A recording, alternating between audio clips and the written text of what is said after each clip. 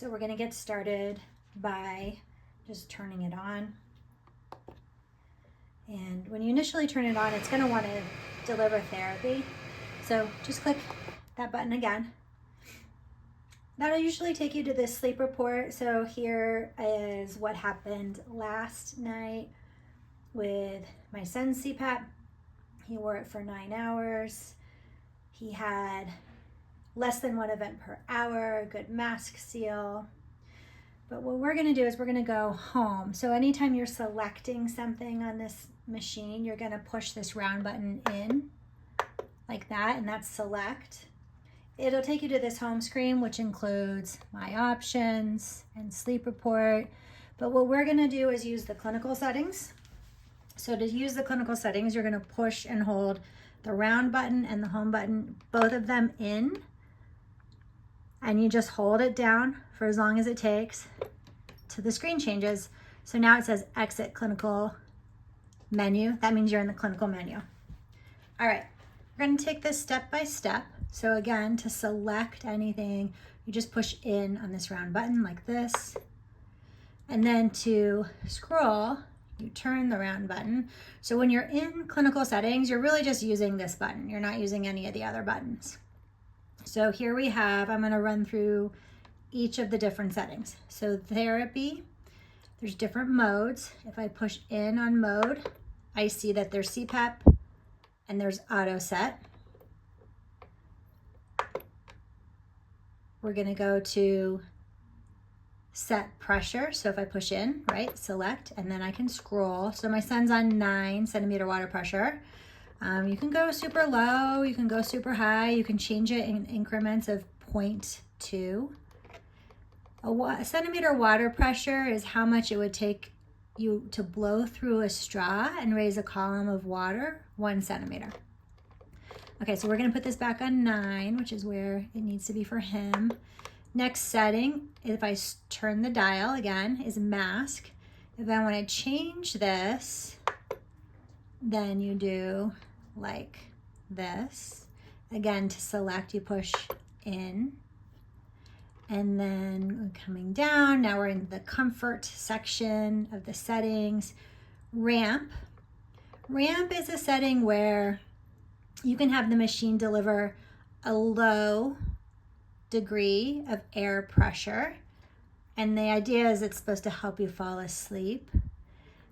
The level of pressure is generally not therapeutic, meaning it's lower than what your body needs to keep your airway open.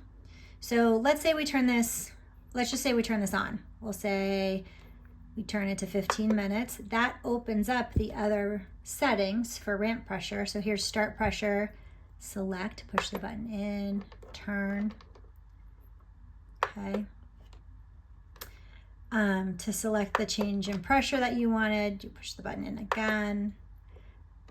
But I want to show you one other thing on ramp. So you can change it to auto. Auto means that the machine will detect when it thinks you've fallen asleep, and then it'll turn the ramp on, or sorry, off, and then put you back on your therapeutic setting. So where we like this off for our purposes. So I'm going to put it back onto off. EPR. This is a setting where the machine will deliver less flow when you're breathing out. And the idea is that it makes it more comfortable for you to breathe with the CPAP on at night. So he has his on. He has it set to full time, but you can have it where it's just on the ramp. And then there's different levels, 1, 2, and 3. So this is just how much relief from flow or pressure that you get when the machine senses that you have an out breath. So if I wanted to select that, I would push the button in. If I wanted to change it, I would turn the knob to scroll. And then if I wanted to select a new value, I would push the button in. So we're gonna leave his at 3 because that's what he likes. And then humidity level. So this goes from 1 to 8. Actually, I think it goes to, yeah, off. And then all the way up to 8. So you definitely want humidification when you're using CPAP, and I generally recommend people in Colorado start with a 4. We have very dry air. Next, you go to the type of tube. So this is the kind of tube that you have, and there's slim lines, there's standard. Sometimes we'll get a heated coiled tube, and when you plug that into the back of your machine, it shows up as an option. AB filter, yes or no. You don't need to worry about that. And then some of the other ones that I want to show you, like here, Smart Start. So Smart Start means that when you put the machine on your face, it'll turn on automatically. And when you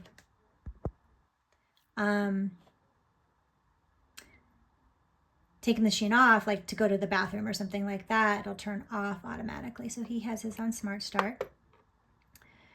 You don't generally need reminders, etc., etc., etc. You can set up what date and time it is, pressure units, etc. So those are all the settings and how to navigate them. Now I'm going to do a little teaching about the different modes. So CPAP means continuous positive airway pressure. So that means that the machine is just giving you the same positive airway pressure the whole time that you're wearing the device. And so like we saw for this machine, it's set up to 9. AutoSet means that the machine is going to change the amount of pressure it's giving you during the course of an evening, not breath to breath, but over a cycle of say 120 seconds or a few minutes. It's going to change the amount of pressure it's giving depending on what it thinks is happening with your breathing during sleep. And you can set a range. So you can say like, I don't want it to go any higher than 13 and I don't want it to go any lower than 4.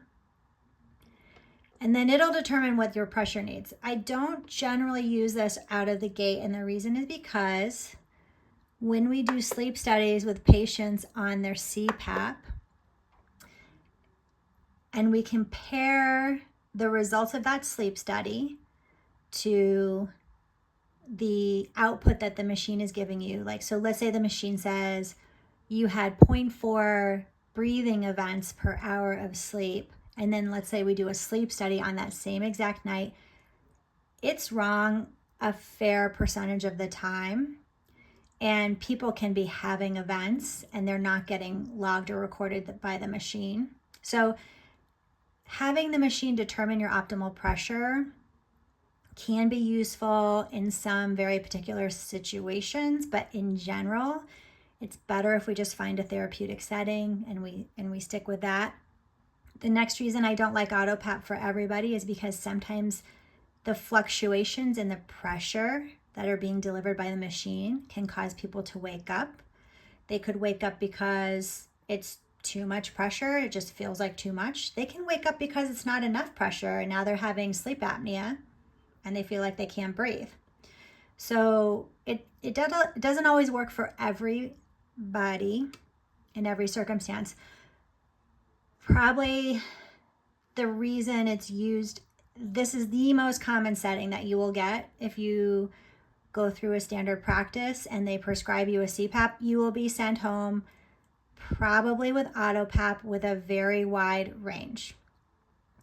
And the reason I think for that is they're trying to see and treat a large number of people in a very efficient and cost-effective way. And in order to do that, they can't bring people into the sleep lab overnight to determine their actual pressure setting need. They need something that's like a one-size-fits-all. And so this was a way to do a one-size-fits-all approach for treatment for sleep apnea. What we do in our practice is different than that in a lot of ways. We start with getting you comfortable on a pressure that you can tolerate, that is likely to be therapeutic. So that would be 7 centimeter water pressure or more. And then we titrate you at home using a home sleep testing device to get you on the optimal pressure. And what that does for you is it allows you to know that you're getting the right pressure. It prevents you from having to experience big changes in the airway pressure you're getting when you sleep. And it prevents you from having to sleep overnight in the sleep lab. So we believe it's the best of all worlds. It works for 90% of people. And we get better outcomes with that.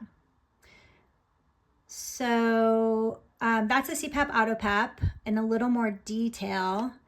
The mask setting, you may find that like you thought you wanted a nasal mask, but you really need a full face, or now you want nasal pillow. So it is important to go in here and change the settings because it allows the machine to know how to control for leak, how the flow settings are gonna work. My son uses a full face mask. Ramp. Let's talk a little bit more about ramp.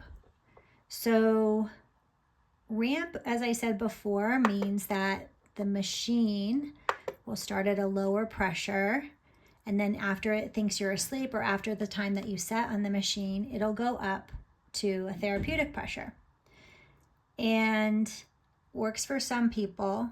The reason I don't like to start with it right out of the gate is because if you think about it, it is totally normal to wake up several times a night. So waking up and remembering you're awake, right? Not on a polysomnography or measuring with EEG, but just remembering that you woke up. It's normal for that to happen 2 to 3 times per night. Go back to sleep. If you can't fall asleep with your CPAP on at a pressure setting that's therapeutic for you, you're gonna have to wake up. You're gonna have to go back in. You're gonna have to restart the ramp. And then you're going to have that period of time where you're not getting adequate therapy. So it's just a disruption to your sleep that I think is probably unnecessary. If we can get you comfortable from the get-go, like right out of the gates on the pressure setting that you need, and you're able to sleep with that, you can wake up as many times as you need to or have to, or as many times as happen, and you can just go back to sleep and you don't have to mess with any of this. And you're getting therapeutic pressure the entire sleep time that you have. So I like to leave that off. All right, those are all the pressures. Now to leave, we're gonna hit home. If we wanna exit clinical menu, we push this. So just to review again, if we wanna go back in, we're gonna press and hold these 2 down as long as it takes for the screen to change. There we go. And now we're gonna look at sleep report. So this is like, you don't change any settings in this area of the CPAP, but it just gives you a longer duration sense of what's happening with your sleep. So let's push the button in to select. All right, at the top we see what we saw on the regular home screen. So last night was 8 hours and 54 minutes. The machine thinks it's, my son's having 0.4 events per hour. If we did a sleep study on him with the machine on, which I have, it's actually a little higher than this in general. And then happy face. So here we go, 1 month. Let's say we want to make that 3 months. Let's say we want to make it 1 week. Just scroll and select. So let's do 1 week.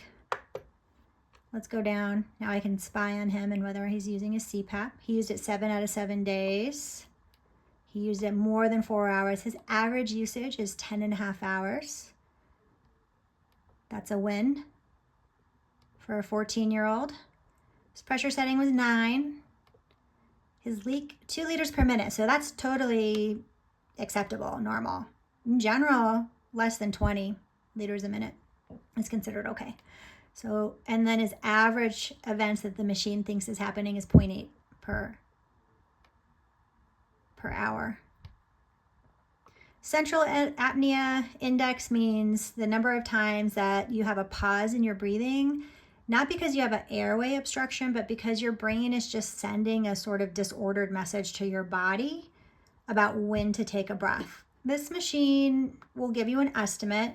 These are always just numbers to take into consideration, but to always verify and confirm with an actual true sleep study. So that's that setting. We'll go exit, and now we're back at home. Those are all the things I wanted you to know about. Having a video so you can reference. You can also reference the handout, and you can always contact me whenever you need to for questions or concerns. Thanks so much.